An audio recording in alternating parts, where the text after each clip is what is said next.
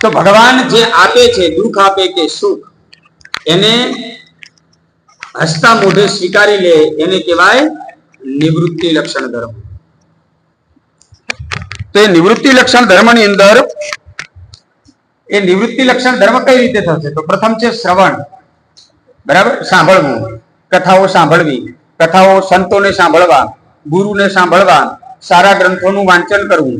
એ સાંભળવાથી શું થશે? તો સાંભળવાથી, કથા સાંભળશો ને તો ધીમે ધીમે ધીમે તમને કઈક થોડો અંશે, જે આખા દિવસમાં એક પણ મિનિટ આપણે ભગવાન પાછળ નથી કાઢતા, તો ધીમે ધીમે એવું થશે કે લાવને એટલા બધા નિરર્થક કામો છે આપણી જોડે, જે આપણે ન કરવાના કરીએ છીએ, એની પાછળ કોઈ હેતુ આપણો હોતો નથી.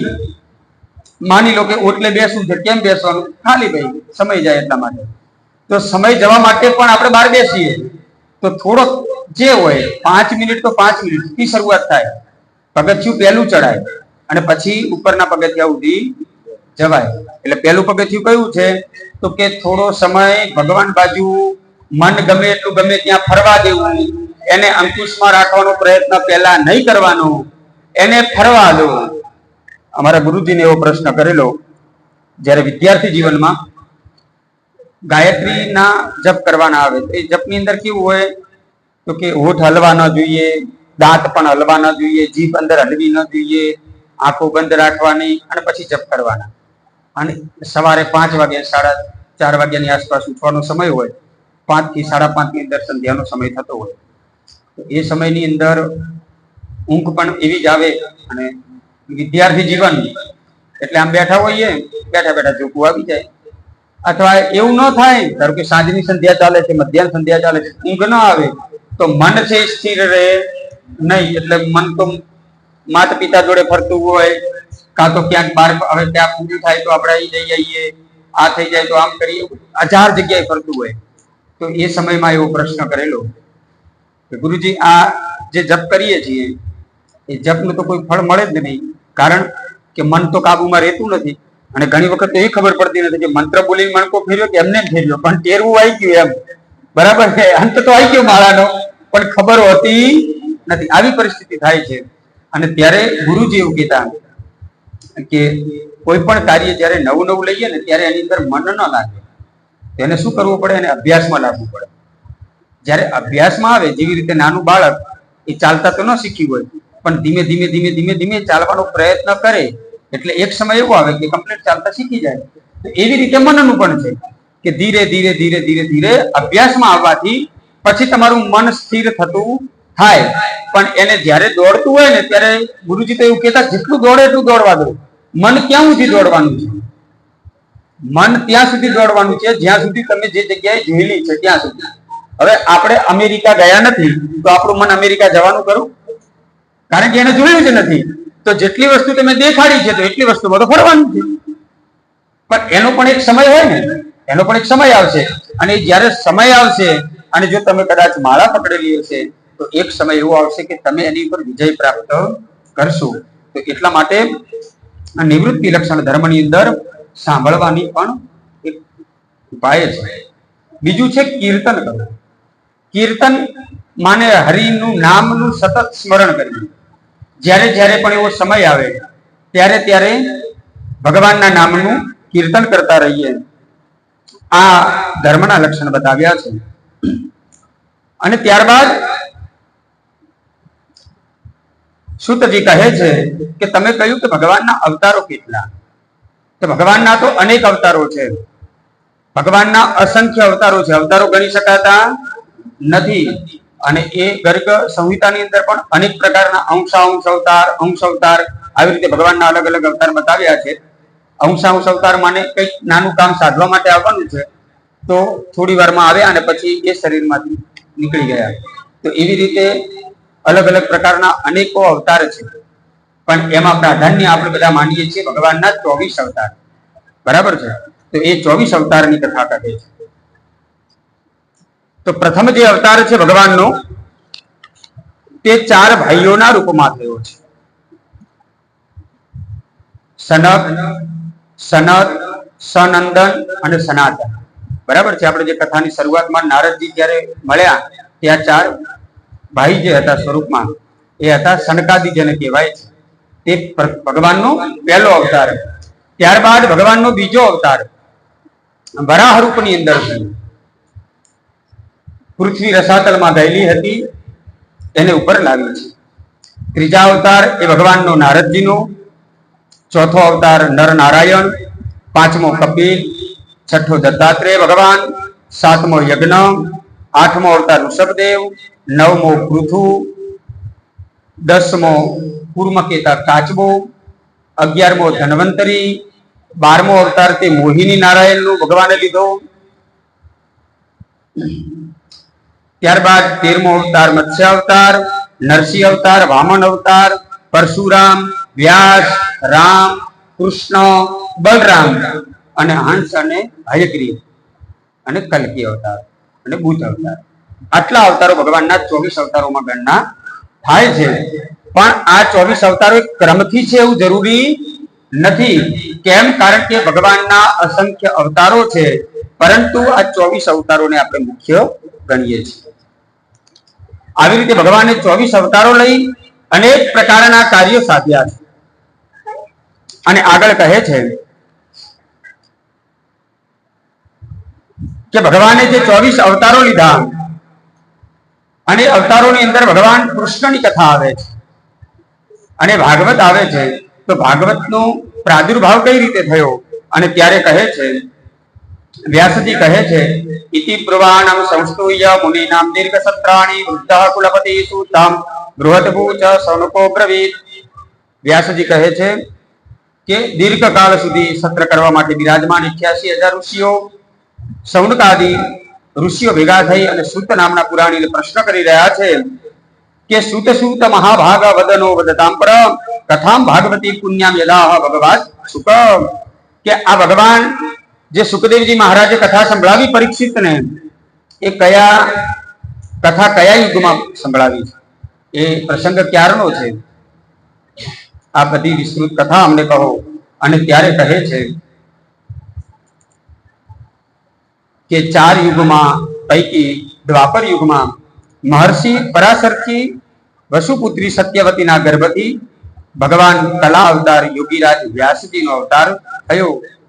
એમને અનેકો પુરાણ લખ્યા છે, 17 પુરાણ લખ્યા છે.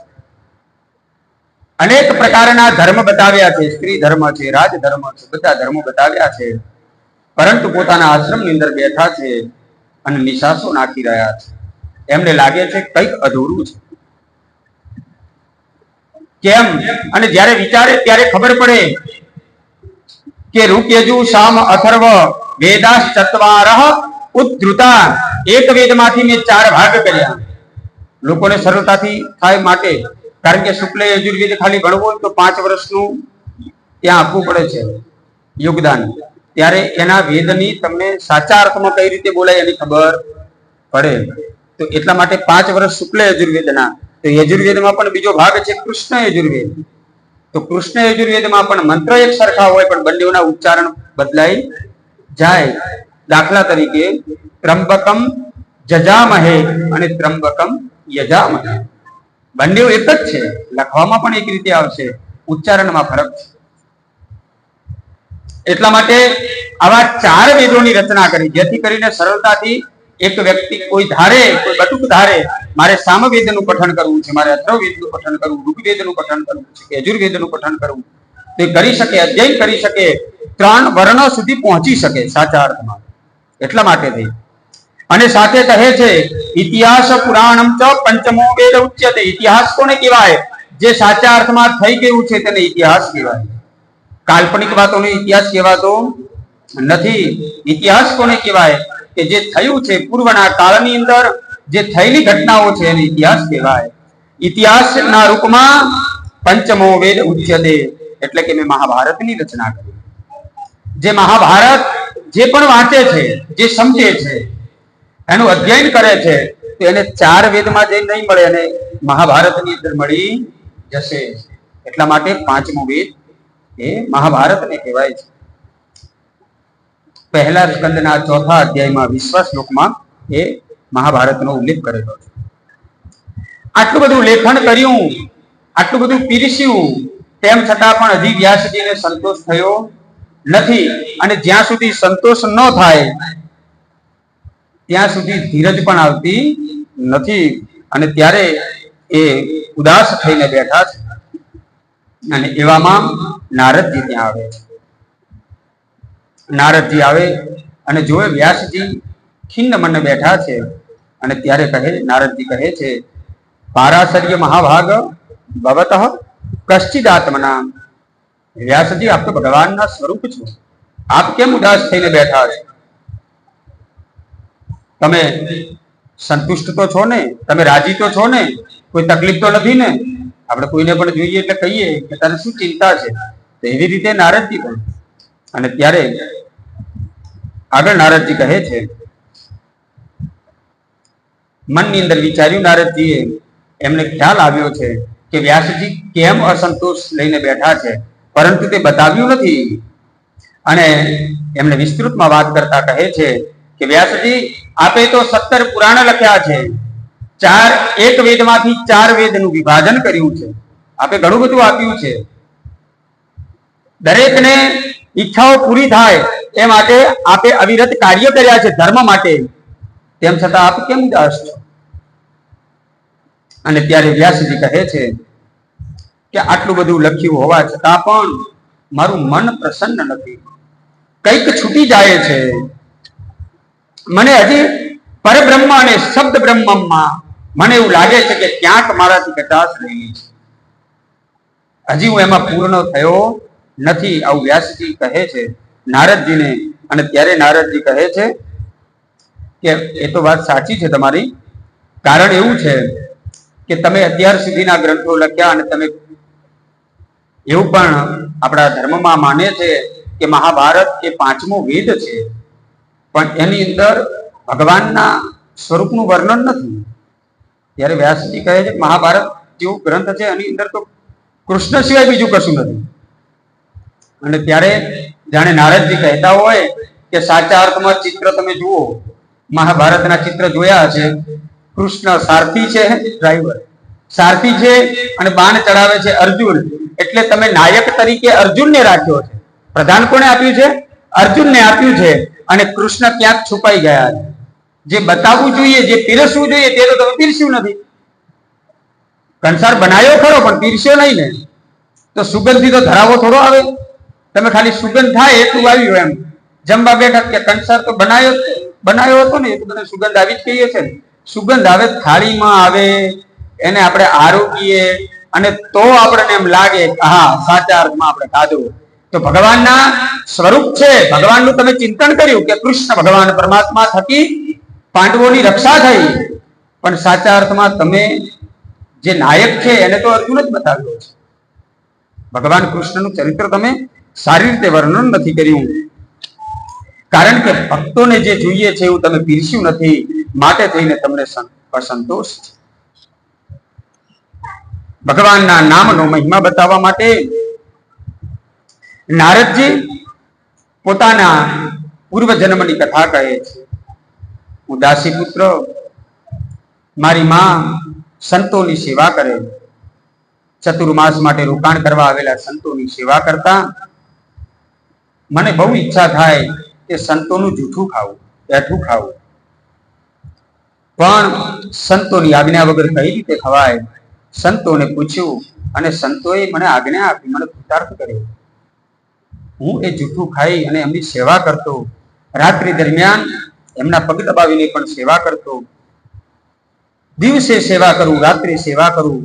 સંતોની સેવાની અંદર મારું મન લાગ્યું. ચતુર્માસ ક્યાં પૂરો થયો એ ખબર પડી નહીં. અને જ્યારે સંતોને જવાનો સમય થયો અને ત્યારે મેં એમના પગ પકડી લીધા, આપ પણ મને લઈ જાઓ, મને હવે ભગવાનના નામ વગર નહીં ગમે. અને ત્યારે જાણે સંતો ઉપદેશ આપે છે કે એક ધર્મ છે, મા બાપને ત્યજી અને સંન્યાસી બની જાઓ તો પણ તમારો શ્રેય વધે નહીં. અને આપણે પણ કહીએ બધું ભૂલાય પણ મા બાપને ભૂલાય નહીં. તો તમારે અત્યારે પિતા નથી, ખાલી માં છે, અને કોના ભરોસે? કે તમારા ભરોસે. એટલા માટે અત્યારે તમારે મારી જોડે આવવું એ હિતાવહ નથી. જ્યારે તમારી માં ન હોય ત્યારે તમે ભગવાનનું કીર્તન કરવા માટે નીકળો, બરાબર છે, પણ અત્યારે આવવું, અત્યારનો સમય એ યોગ્ય નથી. ભગવાનના નામ મંત્ર આપી અને ત્યાંથી સંતો આગળ ગયા છે. નારદજીને બહુ દુઃખ લાગ્યું છે. દાસી પુત્ર તરીકે જન્મેલા નારદજીને બહુ દુઃખ લાગ્યું. તેમ છતાં પણ તે માતાની સેવા કરવા માટે રોકાયા છે. નારદજી આગળ કહે છે કે વ્યાસજી, એક વખત ભગવાનની કૃપાથી જ મારી માં વાડામાં ગઈ અને ત્યાં સર્પનો દંશ થયો અને માએ આ શરીર છોડ્યું છે.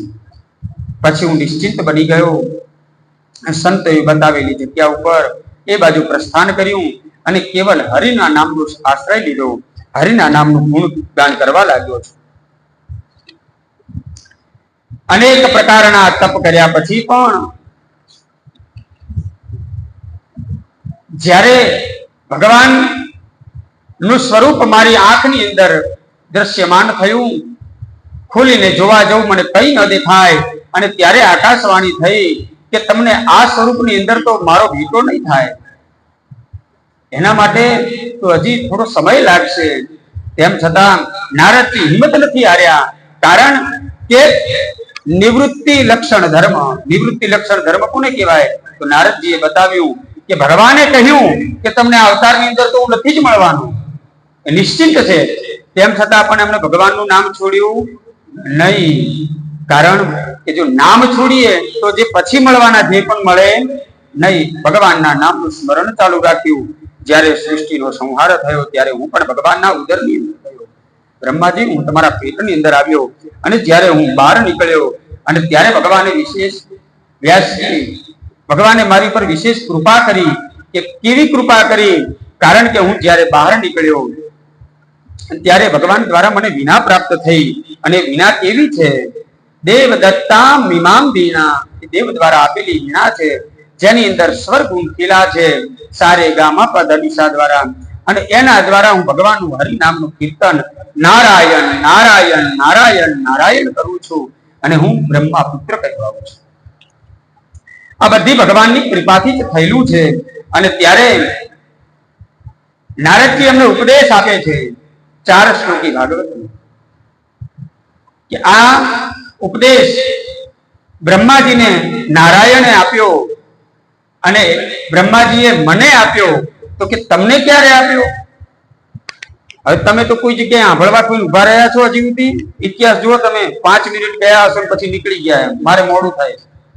તો તમને ક્યારે આપ્યો? અને ત્યારે કહે છે કે એક વખત હું જ્યારે પરિભ્રમણ કરતો જ્યારે પિતાને મળવાના હેતુથી જઉં ત્યારે મારા પિતાજી એટલે કે બ્રહ્માજી માળા લઈને બેઠા છે, ધ્યાન કરી રહ્યા છે. માળા કરતા જોયા, મને આશ્ચર્ય થયું. કહો, આ સંપૂર્ણ સૃષ્ટિના માલિક છે એ બ્રહ્માજી છે, મારા પિતા છે. તો પિતા કોનું નામ લે છે? આ પિતા કોનું નામ લઈ રહ્યા છે? અને જ્યારે બ્રહ્માજીને પૂછ્યું કે પિતાજી, આપ તો આ સૃષ્ટિના દેવ છો, આપથી મોટું કોણ? આપ કોનું નામ લઈ રહ્યા છો? અને ત્યારે કહે છે કે મારાથી પણ કોઈ મોટું હોય તો એ નારાયણ છે. એમના નાભી કમળમાંથી જ મારી ઉત્પત્તિ થયેલી છે અને એમના દ્વારા આપવામાં ઉપદેશ થી જ હું આ સૃષ્ટિની રચના કરું છું અને એનો વિનાશ પણ કરું છું, એનો લય પણ કરું છું. અને ત્યારે એ સમયમાં ભગવાને મને 4 શ્લોકી ભાગવત આપેલું અને એ ભાગવત મારા પિતાજીએ મને આપ્યું. અને એ ભાગવતનો ઉપદેશ અત્યારે વ્યાસજીને નારદજી કરી રહ્યા છે. અને પછી નારદજીને મન લાગે છે એમાં. અને પછી એ જ ભાગવત ના 18,000 શ્લોક, 4 શ્લોકોમાંથી કેટલી રચના કરી છે? 18,000 શ્લોક ની રચના કરી છે. અને આપણને બધાને પીછી છે. વ્યાસજીએ સુતજી કહે છે કે સૌનકાદિઓ આપ આ કથા સાંભળી હવે આગળ શું સાંભળવાની ઈચ્છા રાખો છો? ત્યારે સૌનકાદી કહે છે કે પરીક્ષિતજી મહારાજ એ સમ્રાટ એ રાજાએ અનશન ઉપર બેસવું કેમ પડ્યું, અથવા એમને કેમ કથા સાંભળી? એ પણ ગંગાના કિનારે બેસી સુખદેવજીનો ભેટો કઈ રીતે થયો? અને ત્યારે હવે પરીક્ષિતજીના જન્મ બાજુની કથા છે. એટલે આપણે બધાએ થોડી વાર માટે મહાભારતમાં પ્રવેશ કરીએ. નિર્ગતમ નારદે સૂત ભગવાન બાદરાયણ સુશ્રવાંસત તદભિપ્રેતમ તતઃ કિમ કરોત વિભુઃ. નારદજીના ગયા પછી વ્યાસજીએ બ્રહ્મ નદી સરસ્વતીના પશ્ચિમ કાંઠા ઉપર સમ્યપ્રાસ નામના એક આશ્રમની અંદર બેસી બદ્રિકાશ્રમની અંદર બેસી અને પછી શ્રીમદ ભાગવત પુરાણની રચના કરી છે. અને એ રચનામાં સંભળાવવા માટે સુખદેવજી મહારાજનું સ્મરણ કરે, શિષ્ય દ્વારા શ્લોક આપી અને સુખદેવજી મહારાજને ગોતવા માટે શિષ્યો જાય અને એમને જંગલમાં તપ કરતા શિષ્યના દ્વારા બોલાવેલા શ્લોક જ્યારે કર્ણપટ ઉપર પડ્યા, ભગવાનનું માધુર્ય, ભગવાનનું ચિત્ર, ભગવાનનું સૌંદર્ય, ભગવાનનું રૂપ માધુર્ય જોઈ એને લલચાયા. અને ત્યારબાદ એમને વિચાર કર્યો કે કદાચ ભગવાન રૂપવાન છે પણ ગુણવાન કેવા છે? કારણ કે રૂપાળો દેખાતો હોય પણ એની અંદર સંસ્કાર ન હોય તો શું કામનું? એની અંદર સારો ભાવ ન હોય, સ્વભાવ સારો ન હોય તો? અને એટલા માટે કહે છે કે જેવી રીતે એમને મારવાના હેતુથી આવેલી પૂતના, તેમ છતાં પણ એનો ઉદ્ધાર કર્યો. અને જેવી સગી માને જે ગતિ આપે તે ગતિ પરમાત્માએ એ પૂતનાને આપી છે. આવો પરમાત્મા છે. અને એ પરમાત્મા નું ચિંતન થયું. અને ત્યારે સુખદેવજી મહારાજ એ ઋષિકુમારો જોડે આવે, પ્રાર્થના કરે કે મને આ શ્લોકો બીજા આવા કંઈક હોય તો આપો. અને ત્યારે શિષ્યો કહે, ઋષિકુમારો કહે કે આવા તો 18,000 શ્લોકો છે અને એ તો વ્યાસજીએ લખેલા છે, આપ એમના સાનિધ્યમાં જાઓ. અને ત્યારે સુખદેવજી મહારાજને પિતા યાદ આવે છે. કારણ કે જે ભાગ છે એમાં વારસાગત પુત્રની જ હોય, એટલા માટે અધિકાર, જાણે મારો અધિકાર છે એ ભાવથી વ્યાસજી જોડે આવે અને વ્યાસજી દ્વારા એ કથાનું શ્રવણ કરે. પછી વિચાર કરતા હોય કે કથા કોને સંભળાવું? અને ત્યારે એ પાછા ગંગાના કાંઠા ઉપર બિરાજમાન અનશન ઉપર બેઠેલા પરીક્ષિતની કથા સંભળાવે. અને એ કથા પરીક્ષિતજી મહારાજને શ્રાપ કઈ રીતે લાગ્યો અને ત્યારે કહે છે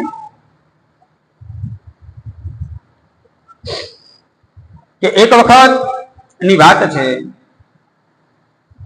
18 દિવસના યુદ્ધ પૂર્ણ થયા, દુર્યોધનની જાંગ ભાગેલી છે, ત્યાંથી લોહી વહી રહ્યું છે, જીવવાની આસ નથી પણ જીવ જતો પણ નથી. વિચાર્યું કે આટલા દિવસો સુધી યુદ્ધ કર્યું, પુત્રો મરાયા, સગા સંબંધી મરાયા, બધા મરાયા, પણ એક પાંડવને ન મારી શક્યો. આ દુઃખ સાથે જીવ પણ જતો નથી. અને ત્યારે કર્ણ એમની જોડે આવે અને કર્ણ કહે છે કે આપ શું વિચારી રહ્યા છો? દુર્યોધનને જ્યારે આવો પ્રશ્ન કરે ત્યારે દુર્યોધન કહે કે વિચારવામાં હવે કઈ બાકી નથી. કેમ? કારણ કે મારાથી થતું અનેક પ્રયત્નો કર્યા, તેમ છતાં પણ હું પાંડવોને ન મારી શક્યો, એનું દુઃખ છે. 5 નહીં, 1 પાંડવને કદાચ માર્યો હોત ને તો પણ આજે મારો જીવ જતા આટલી તકલીફ ન પડત. અને ત્યારે અશ્વસ્થામાએ કહ્યું છે કે તમે અત્યાર સુધી જેટલા સેનાપતિઓ રાખ્યા છે ને એ સેનાપતિઓ બધા કાચા હતા. તમે જો કદાચ મને રાખ્યો હોત તો 5 પાંડવોને હું મારત. અને એટલા માટે જયારે હઠ કરે ત્યારે દુર્યોધન કહે છે કે બોલ હવે શું કરી શકે? ઘણી વખત આપણે કઈક એવા પ્રસંગમાં હોઈએ ત્યારે બધા શિખામણ આપવા આવે, આવું ન કરવું જોઈએ, આવું નતું કરવાનું, આવું નતું કરવાનું. હવે નતું કરવાનું તો જે થવાનું હતું થઈ ગયું, નતું કરવું થઈ ગયું તે થઈ ગયું. હવે એને તૂટી ગયું, માટલું તૂટી ગયું. હવે આમ પકડવાનું હતું, કાંઠે પકડો, નીચે હાથ હતા, બધું હવે હું ફૂટી ગયું બાપ. હવે એને જોડાય જોડું થઈ ગયું. હવે થઈ ગયું છે તો થઈ ગયું, નતું કરવું થઈ ગયું ને થઈ ગયું તો થઈ ગયું. પણ હવે આવું બીજી વખત ન થાય, અથવા આને સારું કઈ રીતે કરી શકાય એવો ઉપદેશ તમે જાણતા હો તો આપો. બાકી તો હવે બીજું કઈ વિશેષમાં સાંભળવાની ઈચ્છા છે નહીં. બાકી બધા આ તો બધી વાતો કરે જ છે. એટલે દુર્યોધને આ જ કહ્યું કે હવે બીજી બધી વાતો તો મુક બાજુમાં, માખણ મિશ્રી બધું કશું જોઈતું નથી. અત્યારે મારી આ સ્થિતિ છે, હું પોતે મારા પગ ઉપર ઉભો થઈ શકતો નથી, ઘડીઓની રાહ જોઈ રહ્યો છે. તારાથી શું થાય એમ છે? બોલ, શું થાય એવું છે? એક રાત્રિનો સમય આપો, 5 પાંડવોના મસ્તક તમારા ચરણમાં મૂકીશ. એના માટે મને સેનાપતિ બનાવો. દુર્યોધન કે સેના હોવી જોઈએ. સેનાપતિ કોને કહેવાય? સેના હોય અને સેનાપતિ કહેવાય. હવે તો તું જ છે, વરે તું, જોને તું, હખાઈયો તું, બધું જ તું. એટલે હવે બીજું કઈ છે નહીં. મારી જોડે બીજા કોઈ વધ્યા છે નહીં, હું એકલો છું. અને તેમ છતાં જો તારી ઈચ્છા હોય તો અત્યારે હું કંકુ લેવા માટે ક્યાંય જવાનો નથી. સાથરમાં રહેલા લોહીથી એ અશ્વસ્થામાને તિલક કર્યું છે. દુર્યોધને અશ્વસ્થામાએ વિચાર કર્યો કે આ કાર્ય માટે મેં બીડું તો ઝડપ્યું છે, હવે કરવું કઈ રીતે? કહી તો દીધું, તું ટેન્શન ના લેતો, જેટલા જોઈએ એટલે મને કહેજે. એમ પેલે કીધું 2 લાખ જોઈએ છે, 20,000 આપણા ખિસ્સામાં હોય. એટલે આપણે તો ગોતવાના થયા, અને કાં તો ના પડે તો કાં તો ખોટા પડવાનું થયું. અસ્વસ્થામાં વિચાર કર્યો કે બહુ મોટું બીડું લીધું છે, કરવું આ કામ કઈ રીતે કરવું? એમ જ્યારે જેવા વિચારથી જાઓ છો ને ત્યારે એવું જ વસ્તુ મળે છે. કદાચ તમને બધાને ખબર હશે, નાકની પહેરેલી ચૂની કદાચ ખોવાઈ જાય ને, એટલે માટી પડી જાય, પછી તમે જોજો ધૂળના જેટલા રજકણો છે ને બધું તમને હું દેખાશે. હકીકતમાં પડેલું દૂર પડેલી કદાચ ચોકલેટનું કાગળ હશે એ તમને સોનું જ દેખાશે. એટલે તમને ટૂંકમાં એમાં તમારો જીવ છે એટલે તમને બધું એ જ દેખાય. રૂપિયાના સિક્કામાં જો જીવ હોય તો બધી જગ્યાએ તમને દૂર પડેલો પણ રૂપિયાનો સિક્કો છે, જોડેથી ખબર પડે કે આપણે હવે નીચા નંબર જતા હોય પછી ખબર પડે ઉપર નોટ પડી છે. એમ કહીને આપણે જોડે તો ગયા, ઉઠાવા ગયા, ત્યાં નજર પડી કે રિઝર્વ બેંકની જગ્યાએ બચ્ચો કા બેંક લખેલું છે, એટલે ખોટી નોટ છે. એટલે હવે ઉભા થઈએ તો લાચાર પડીએ અને લઈએ તો લાચાર પડીએ. એટલે એ સમયની અંદર દ્વિધામાં આવ્યા આપણે, કરવું શું? અહીં અસ્વસ્થામાં વિચાર કરે કરવું શું. એને એ વિચારમાં એક જગ્યાએ સ્થિર થઈને ઉભો છે. અને ત્યારે એની આગળ એક દ્રશ્ય જે આપણે પૂર્વ કથામાં પણ સાંભળેલું છે કે ઘુવડ જેવું શક્તિશાળી એ ઘુવડ રાત્રિ દરમિયાન કાગડાઓના બચ્ચાને મારે, અને પછી કાગડાઓ સવાર થતા એ ઘુવડના ઈંડાઓને, એ બચ્ચાઓને મારી નાખે. આવી રીતે બદલો લે છે. તો વિચાર કર્યો કે ઘુવડ છે રાત્રે દેખી શકે, દિવસે દેખી શકતું નથી. એટલે દિવસે એની જે શક્તિ છે ઘટી જાય. એટલા માટે દુશ્મન કમજોર હોય પણ જો બરાબરની નસ પકડે ને તો એ પણ સીધો થઈ જાય. અત્યારે આપણે નસ પકડીએ ગમે નહીં કે આ નસ પકડી ગઈ, ઓકે, થોડી વાર થાય, કઈ ઊંચા નથી થાય, નસ દબાવવાની ખાલી, એટલે પાછળ સીધા જાય. નસ પકડતા આવડવું જોઈએ. અસ્વસ્થામાં આ જ વિચારમાં હતો કે આને તો કંઈક કરવું એમ. ઠીક છે, અને વિચાર કર્યો કે પાંડવો સામે જવું તો આ બધા કોઈ રહ્યા નથી તો હું પણ રહેવાનો નથી. તો માટેથી એને વિચાર કર્યો કે જેવી રીતે અત્યારે મારી આગળ ઘટના ઘટી છે કે કાગડાઓએ પણ ઘુવડ ઉપર વિજય પ્રાપ્ત કર્યો, પણ ક્યારે? કે સારા અને સાચા સમયની રાહ જોઈ. જો યુદ્ધની અંદર બધી નીતિ નિયમો લાગુ પડતા નથી, એ તો મરાયો એટલે વાત પૂરી. એને વિચાર કર્યો કે હવે પાંડવોનો વધ કરવો છે, પણ ક્યારે? કે જ્યારે રાત્રિ ઊંઘતા હોય ત્યારે તો નિહતતા હોય, ત્યારે હાથમાં હથિયાર ન હોય. ઊંઘવા માટે જ્યારે આપણે ઊંઘતા હોઈએ ત્યારે આપણા હાથમાં હથિયાર ન હોય, અને એટલા માટે કદાચ ખેતરમાં ઊંઘવા જતા ત્યારે કહેતા કે ખાટલા નીચે લાકડી રાખવી ભાઈ. ખ્યાલ આવ્યો? ગમે ત્યારે જરૂર પડે તો હાથ પેલો લાકડી ઉપર જાય, કારણ કે હાથમાં લઈને હથિયાર ઊંઘતા હોય તો એ પણ કામ આવતું નથી. કાં તો મારવા જઈએ પગમાં ફસાઈ ગઈ હોય લાકડી, નીકળતા વાર થાય, એટલે ખાટલા નીચે અલગથી એક વ્યવસ્થા હોય. તો આવી રીતે એને વિચાર કર્યો, અને ત્યારે વિચાર કર્યો કે રાત્રિ દરમિયાન હું પાંડવોને મારીશ. એમના કક્ષમાં જઈને અને આ બાજુ ભગવાન કૃષ્ણએ દ્રૌપદી સાથે પાંચે પાંડવોને કહ્યું છે, યુધિષ્ઠિર વગેરેને, કે આપ મારી સાથે આવો, મારે આપને થોડું કામ છે. એક રાત્રિ વિશ્રામ થશે બહાર અને પછી આપણે બધા પાછા આવીશું. જ્યારે ભગવાનનો આવો આદેશ સાંભળ્યો ત્યારે કોઈ પાંડવોએ પ્રશ્ન નથી કર્યો કે કેમ રાત્રે અચાનક જવાનું, શું કામ જવાનું. આવા તેવા અનેક પ્રશ્નો કરી શકતા હતા પણ કર્યા નથી. કેમ? કારણ કે બધા જાણતા હતા કે ભગવાન છે. અને ભગવાને પણ વિચાર્યું કે 5 ના મૃત્યુ નિશ્ચિત છે. 5 ના મૃત્યુ નિશ્ચિત છે તો કે કોના? તો કે પાંડવ પુત્રોના. અને કેમ નિશ્ચિત છે? કારણ કે આ જે સૃષ્ટિ છે મારા થકી તો છે, મારા દ્વારા રચાયેલા નિયમો છે, જન્મ્યો છે, એનું મૃત્યુ નિશ્ચિત છે. અને એટલા માટે તો આપણને પણ શીખવે છે. અને હવે જો મારી લખાયેલી સૃષ્ટિ, મારા લખાયેલા નિયમો એ હું જ પાલન ન કરું તો કેમ ચાલે? અને એટલા માટે જાણે પાંચે પાંડવો સાથે લઈ અને નીકળી ગયા છે. અને ત્યારે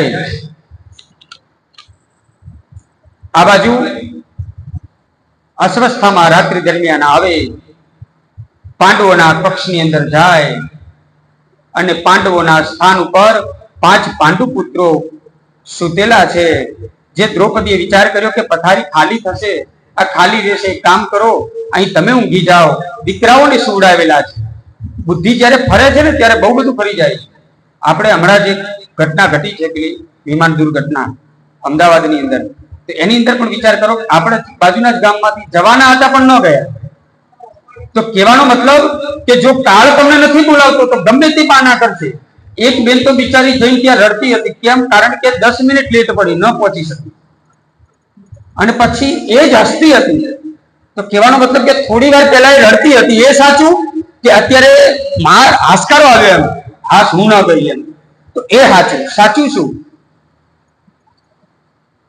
તમે એવું કહો ભગવાન આટલું બધું દુઃખ મને બહુ આપે એમ, પણ તમને ખબર છે કે એ ના આપે તો આગળ શું છે? પણ એ આપણે જાણતા જ નથી. એટલે આપણને અત્યારનું દુઃખ એ વધારે ભારું લાગે છે.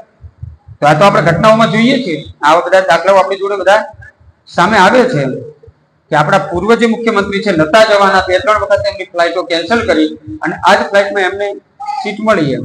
તો કહેવાનો મતલબ કે જ્યારે મોત આવે છે ને ત્યારે તમને ગમે ત્યાંથી ત્યાં જ બોલાવી જ લે છે. એ સ્થાન અહીં કદાચ બેઠેલો હોય અને માની લો કે કાલે એનું મૃત્યુ અમેરિકામાં છે, એ નક્કી એના પ્રકારે એના 2 દિવસની અંદર ગમે ત્યાંથી અમેરિકા પહોંચી જશે. અચાનક વિજય મળી જશે, બધું ત્યાં કોઈ જાતની રૂકાવટ આવે નહીં. એટલા માટે જ્યારે જ્યારે પણ રૂકાવટ આવે તો સમજવાનું કે ભગવાનનો આની પાછળ કંઈક નો કંઈક સારો આશ્રય રહેલો છે. આજે દ્રૌપદીને વિચાર આવ્યો કે આ કક્ષ ખાલી ન રહે, એટલા માટે થઈને ત્યાં 5 પુત્રોને સુવડાવેલા છે. એને વિચાર કર્યો હોત મરી જશે એવું તો સુવડાવે કોઈ માં? એમ છતાં તે સુવડાવ્યા છે. સુવડાવી અને ગયેલી દ્રૌપદી અસ્વસ્થામાં આવે અને સુતેલા 5 પાંડુ પુત્રોના તલવાર વડે માથું અને ધડ બંને અલગ કરી નાખે. એટલો ક્રૂર બનેલો છે. બ્રાહ્મણ હોવા છતાં પણ એટલો ક્રૂર બન્યો છે કે એને 5ની હત્યા કરી અને 5ની હત્યા કર્યા પછી પણ એ 5ના મસ્તક એને જોડે રાખ્યા છે. એટલો ક્રૂર, દયા જેવો ભાવ રહ્યો નથી. અને જ્યારે દયા જેવો ભાવ નથી રહ્યો, એ 5 પાંડુ પુત્રોના મસ્તક લઈ અને એ દુર્યોધન તરફ જાય અને દુર્યોધનને કહે કે હે રાજા, હવે તો તમે રાજા બની ગયા. કેમ? કારણ કે હું 5 પાંડવોને મારીને લાવ્યો છું. અને ત્યારે દુર્યોધન રાજી થાય અને રાજી થતાની સાથે વિચાર આવે કે જે અમે નથી કરી શક્યા અને આ આટલો સરળતાથી કઈ રીતે કરી શકે. એટલે વિચાર કરે કે કામ કર, કે એનો પુરાવો શું છે? ત્યારે 5 મસ્તક મૂકે. 5 મસ્તક મૂકે સામે. અને ત્યારે દુર્યોધન કહે છે કે તારા મસ્તકમાં રહેલા મણીથી મને કેવલ ને કેવલ ભીમના મસ્તકના દર્શન કરાવ, હું માની જાઉં. અને જ્યારે એ મણીના પ્રકાશથી જ્યારે ભીમના દીકરા ઉપર આમ મણીનો પ્રકાશ કરે અને ત્યાં દુર્યોધનને ખબર પડે આ હા હા આ ભીમ નો આ તો ભીમનો પુત્ર, આ કોઈ પાંડવો નથી, આ તો પાંડવોના પુત્રો છે. આજે કદાચ પાંડુ મરી જાય, પાંડવો મરી જાય, કૌરવો મરી જાય, એમાં હું રાજી. કૌરવો મરી ગયા, હું એક બાકી, હું પણ મરી જાઉં. પાંચે પાંડવો મરી ગયા હોત, હું રાજી હતો. પણ એમના પુત્રોને માર્યા છે તો હું રાજી નથી. કેમ? કારણ કે મર્યા પછી પણ એ જ્યારે તર્પણ કરત ને ત્યારે તો મારું ગોત્ર સાથે મારું તર્પણ એ કરત. કઈક સારા તીર્થમાં જઈએ અને તર્પણ કરવાનું થાય તો એ મારા ગોત્ર સાથે નામ લઈ અને તર્પણ એ કરત.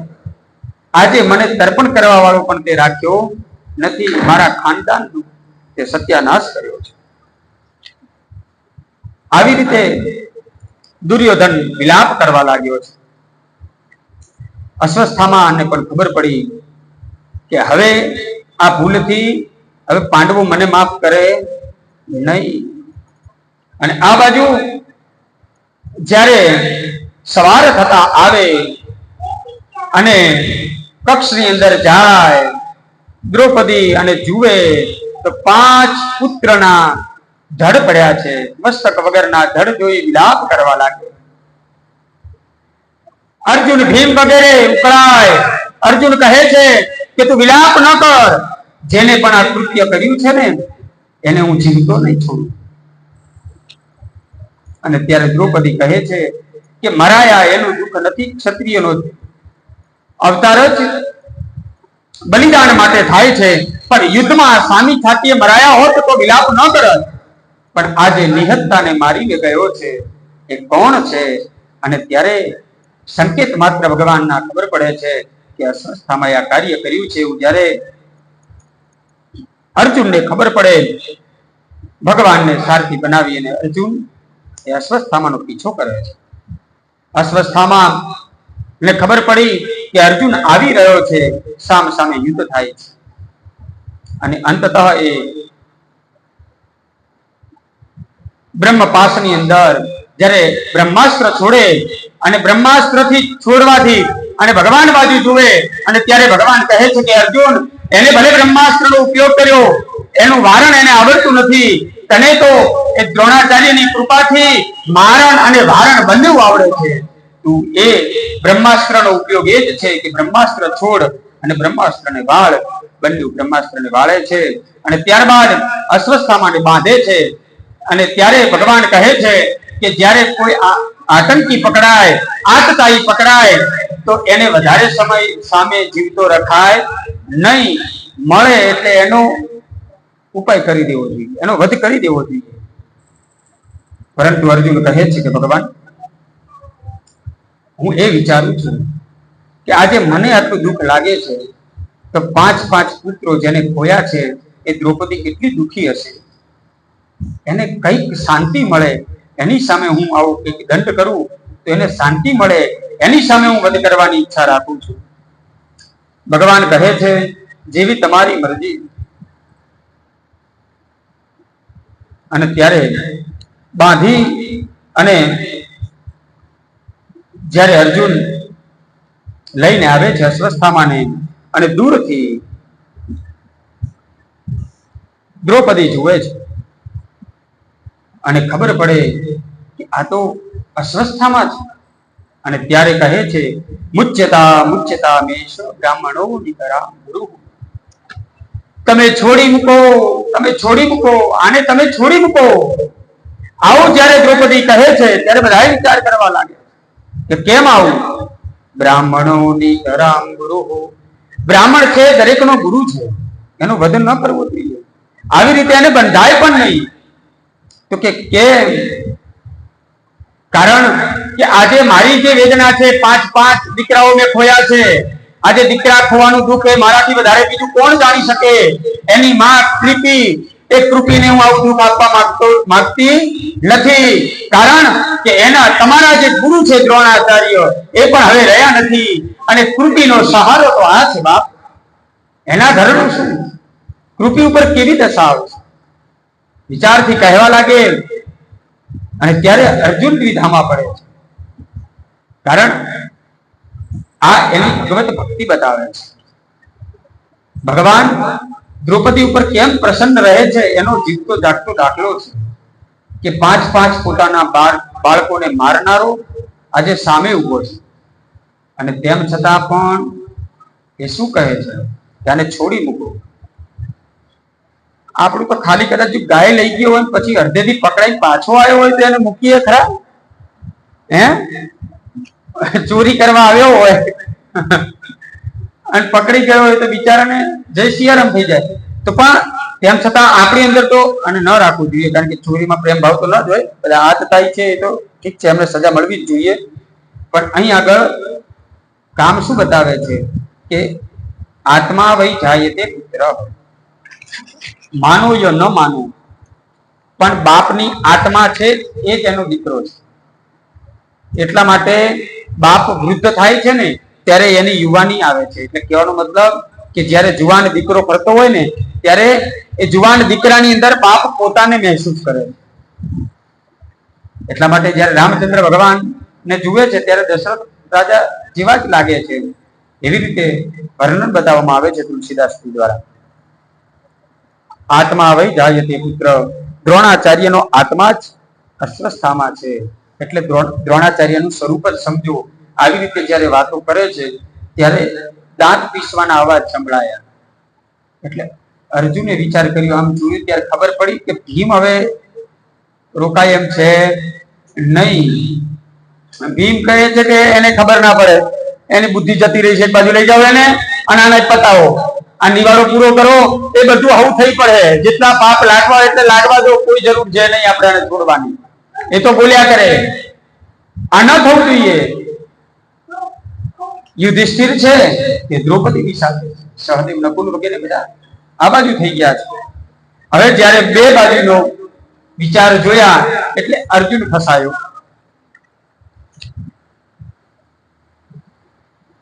અર્જુને ભગવાન બાજુ જોયું, ભગવાન હવે બતાવો મારે શું કરવું જોઈએ. કારણ કે એક બાજુ કહે છે, દ્રૌપદી કહે છે કે છોડી મૂકો, પાછા ભીમ કહે છે કે આને મારી નાખો. કારણ કે મેં પણ એવું વચન આપેલું છે કે હું જેને પણ વધ કર્યો છે એનો વધ હું કરીશ, માટે હવે મને કોઈ રસ્તો બતાવો. ભગવાન જયારે મનમાં કહેતા હતા, મેં તને પહેલા જ કહ્યું હતું કે હવે તું અહીં પૂરો કરી દે ભાઈ, પણ ત્યારે તો તારે સાંભળવાની કે તારે સમજવાની તો તારી જોડે ઈચ્છા અથવા મને સાંભળવાની ઈચ્છા પણ નહોતી. મારી વાત માની નહીં. હવે માની નહીં તો હવે આ પ્રશ્ન ઉભા થયા છે, ભોગવ. તેમ છતાં પણ જયારે ભગવાનને કહ્યું ત્યારે ભગવાન કહે છે કે હવે બધા નીતિ નિયમ લાગુ પડે. કેમ? કારણ કે કેસ છે ને કોર્ટમાં આવી ગયો. કોર્ટમાં કેસ આવે ને એટલે કાગળિયા ઉપર જીતાય, બરાબર છે. પણ બાકી સામસામેની લડાઈ હોય અને એન્કાઉન્ટર થઈ જાય તો બહુ બધી દાદા પ્રશ્નો હોય નહીં, કારણ કે જતો રહ્યો. એટલે એન્કાઉન્ટર ધ બેસ્ટ, કે આવો પાપી છે અને એન્કાઉન્ટર થઈ જાય એમ. બાકી જો ચોપડે ચડી ગયો, કોર્ટમાં આવી ગયો, સુપ્રીમ કોર્ટના કાગળે, એ તો મારે પણ એ નિયમ પ્રમાણે ચાલવું પડે. તો નિયમ શું કે છે? અર્જુન કહેવાય નિયમ બતાવો. અચ્છા, તો કહે છે બ્રહ્મ બંધુર ન હંતવ્યમ આતતાઈ વદારહણ. સારું સાંભળી લે. બ્રાહ્મણ ગમે તેવો કેમ ન હોય એને મારવો ન જોઈએ, અને આતતાઈ હોય એને છોડવો ન જોઈએ. બરાબર, આ મારો જવાબ છે. આતતાઈ કોને કહેવાય? જે ઝેર આપે છે, આગ લગાડે છે, સ્ત્રીઓને મારે છે, બાળકોને મારે છે, બરાબર છે. આવું બધું જે મનની અંદર ઝેર રાખે છે આ બધા આતતાઈ છે. બાળકોને મારે છે આતતાઈ છે. અને બ્રહ્મ બંધુર ન હંતવ્યમ, બ્રહ્મ એટલે બ્રાહ્મણને તો મારવું જ ન જોઈએ. તો અસ્વસ્થામાં બ્રાહ્મણ છે, એને કામ કર્યું છે, બાળકોને નિયતતા બાળકોને માર્યા છે, એટલા માટે એને કામ તો આતતાઈનું કર્યું છે. તો ભગવાન તો બે બાજુ જાણે કમ્પ્લીટ જ સૂરમાં ઢોલ વગાડી લીધો એમ. તારે જે કરવું એ કર, મેં તને સૂત્ર બતાવી દીધા.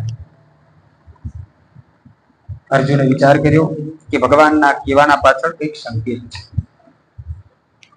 અને ત્યારે ભગવાનનો આદેશ સમજી અર્જુને વિચાર કર્યો કે બ્રાહ્મણને મારી ન શકાય, પણ મારવા સમાન શું છે, એના સમાનાર્થી શું છે.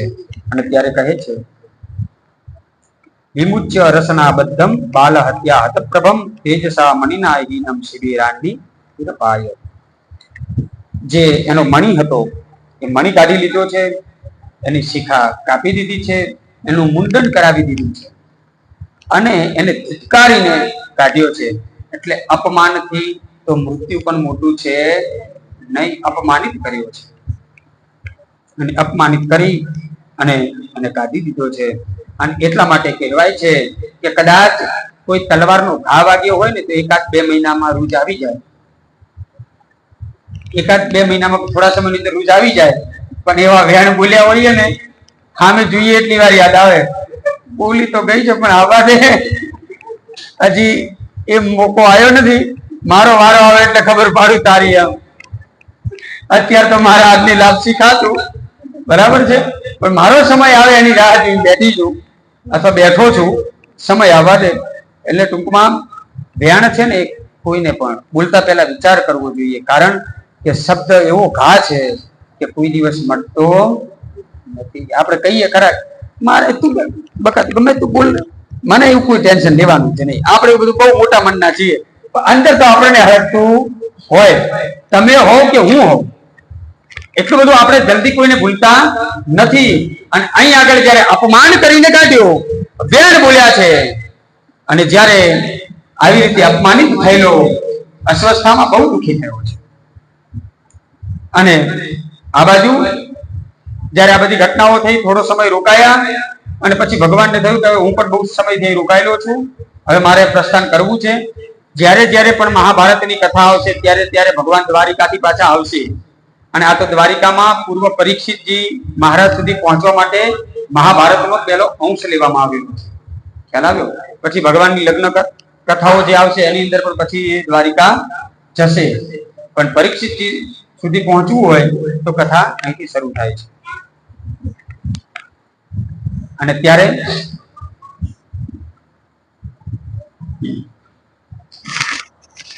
ભગવાન પ્રસ્થાન કરવા જાય અને ત્યાં કુંતી માતાએ જોયું છે, અનેક વખત મારા દીકરા ઉપર સંકટ આવ્યા, મારી પુત્ર વધુ ઉપર જ્યારે જ્યારે પણ કોઈની ઉપર સંકટ આવે, મારી ઉપર સંકટ કેમ ના આવ્યું હોય? ઢાલ બનીને તો કૃષ્ણ ઉભો રહ્યો. આ ભગવાન જે સ્વરૂપમાં છે એ જ ઉભા રહ્યા છે. એમના થકી આજે પાછે પાંડવો મારી જોડે છે. આવો વિચાર કરી કુંતી ગદગદ થયા છે અને ભગવાનને પ્રાર્થના કરે છે, બે હાથ જોડી અને સ્તુતિ કરે છે, વંદના કરે છે. એ પૂર્વની કથામાં જ્યારે અસ્વસ્થામાં ને અપમાનિત કરી અને કાઢી મૂક્યો ત્યારે એને વિચાર કર્યો કે બદલો લેવો જોઈએ, અને એના માટે થઈ અને એને બ્રહ્માસ્ત્ર છોડ્યું. કોનામાં? તો એમને ખબર પડી કે ઉત્તરા છે અભિમન્યુની પત્ની, એના ગર્ભમાં એક બાળક છે, આજ એમનો વંશ વધારશે. આજ ગયો એટલે એમનો વંશ પૂરો, એટલે બ્રહ્માસ્ત્ર ત્યાં છોડ્યું છે. અને ત્યારે ઉત્તરાના ગર્ભની અંદર બળતરા થવા લાગી અને ગર્ભ જાણે નહીં રહે, અને ત્યારે ભગવાન જતા હતા અને એના પદ પકડ્યા છે. પાહી પાહી મહાયોગી દેવ દેવ જગતપદે નાન્યમ તદ ભયમ પશ્યે યત્ર મૃત્યો પરસ્પરમ. હે પરમાત્મા, મારી રક્ષા કરો, મારા ગર્ભની રક્ષા કરો. અને આવું જયારે કહેવા લાગ્યા અને ત્યારે ભગવાને જોયું ત્યારે ખબર પડી આ તો ઉત્તરા છે, અભિમન્યુની પત્ની છે. અને પછી ભગવાને ગર્ભની અંદર પ્રવેશ કરી અને એ ગર્ભની રક્ષા કરી છે.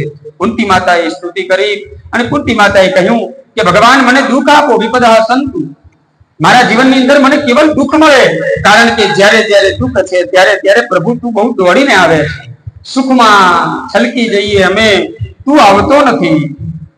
અને આવી રીતે જ્યારે સ્તુતિ કરવા લાગ્યા અને ત્યારે ભગવાનને થયું કે હવે પહેલા ઉત્તરા દ્વારા સ્તુતિ, પછી કુંતા માતા દ્વારા સ્તુતિ, પાછા યુધિષ્ઠિર કહેવા આવ્યા કે ભગવાન આપ રોકાવી જાઓ.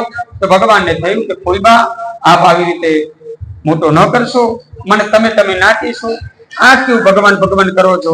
અત્યાર સુધી તો કૃષ્ણ કૃષ્ણ કરતા હતા, તુકારો આપતા હતા, અત્યાર સુધી તુકારા આપ્યા ને હવે કેમ? અને જયારે આપણે આ દ્રશ્ય જોઈ સ્તુતિ કરી અને ત્યારે ભગવાને કહ્યું કોઈ બા ચિંતા ના કરો, મારે ક્યાંય જવું નથી, એવું કોઈ કામ છે પણ નહીં, હું આ રોકાઈ ગયો, ચલો આપણે બધા જોડે જમીએ. અને એવું કહી અને પોતે પાછા રાજભવનમાં આવ્યા અને ભગવાન ત્યાં વિશ્રામ કરી રહ્યા છે. અને ત્યારે વ્યાસજી પણ આવ્યા છે અને યુધિષ્ઠિર ચિંતામાં છે. યુધિષ્ઠિરના અનેક પ્રશ્નો છે ભગવાનને પૂછવા માટેના. યુધિષ્ઠિર કહે છે કે ભગવાન, એવી આજે મને જે મળ્યું છે ને કેવું મળ્યું છે, તો કે આજે હું જ્યારે જોઉં છું રાજપાટ, ત્યારે કેવલ ને કેવલ ફરતી સ્ત્રીઓ જોઉં, વિધવા સ્ત્રીઓ જોઉં, મારા ભાઈઓની પત્નીઓ જોઉં, અને ત્યારે મને બહુ દુઃખ લાગે છે કે આજે આ લાવ્યું ને રાજપાટ માટે આટલાનો મૃત્યુ કર્યા, આટલા બધાનો વધ કર્યો મેં, મને તો નરકમાં પણ જગ્યા ન મળવી જોઈએ. કેમ? કારણ કે મારા પોતાના પણ મરાયા છે અને સામે જે માર્યા છે એ પણ મારા જ. આવી રીતે જ્યારે વિલાપ કરવા લાગ્યા છે અને ત્યારે ભગવાનને થયું કે વ્યાસજી દ્વારા ન સમજ્યા, મારા ઉપદેશથી ન સમજ્યા તો સમજશે કોનાથી? એટલા માટે ત્યાં રાત્રિ વિશ્રામ કર્યો છે. ભગવાનને રાત્રિ વિશ્રામ રાજભવનમાં રાખીએ અને કાલે આપણે એમને પ્રસ્થાન કરાવીશું ભીષ્મ સુધીનું. બરાબર છે. શ્રી રામ જય રામ, જય જય રામ.